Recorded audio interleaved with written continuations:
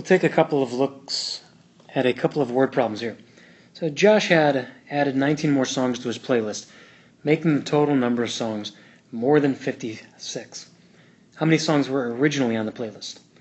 So let's imagine that he has P to start with, and then he is going to add on 19 to that. Now, I am seeing that this somehow has to be more than 56.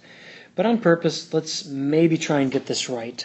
Let's try to get it wrong. So I'm going to put this in red, telling you that we might have to come back to this and fix it later. Now, the next thing we have to do is we've come up with an equation, so we're going to find the solution and then graph it. P is going to be less than 37. And I guess I should keep this red because I'm going to verify this or I'm going to say it's wrong in a moment. Now I'll set up my graph with a ruler, but I don't want to put values at the beginning like 0. I don't know if I'm going to stop at 40 or what. No, that's fine. Let's do 40 there. 10, 20, 30, 40. I think that's clear enough. So if I look at this, let's think of a number that's like less than 37. Well, if he added more, to his playlist, then he should have, more than he began with. So for him to say, well, he had less than 37 to begin with, that would really be confusing. So I'm double checking my work and seeing if it was reasonable.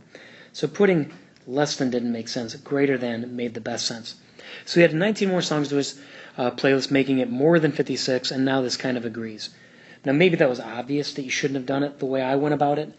But I wanted to kind of show that, it's good to get to the end of a problem, check it, and then you can see why it's incorrect. Come up with an equation, solve it, and graph it. I would use an open circle because it doesn't say at least or more than or equal to, so it would not be 37 to begin with.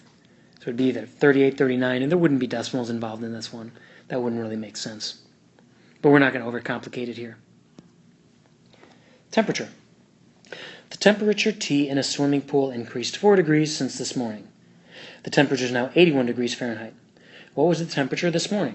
Come up with an equation, solve it, then graph it. So it says it's now less than 81 degrees. That means it could be 80 degrees or it also could be 0 degrees. I really doubt that that's the case though.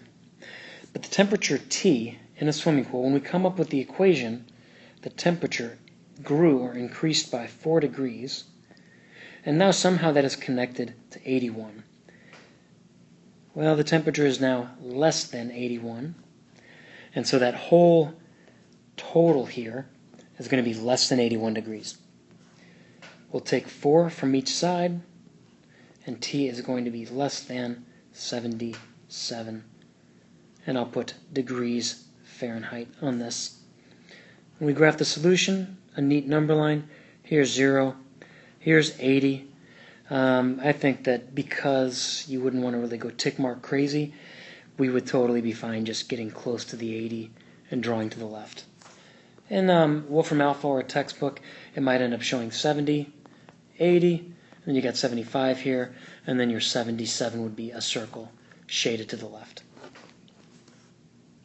Rereading through the directions, I would say we took care of everything. We said it's less than that, that's the temperature this morning, and then we've come up with other things. And if the temperature went up, then we would have a lower temperature here. This will be it for the second video. I'm going to stop just because it's going to end at these word problems.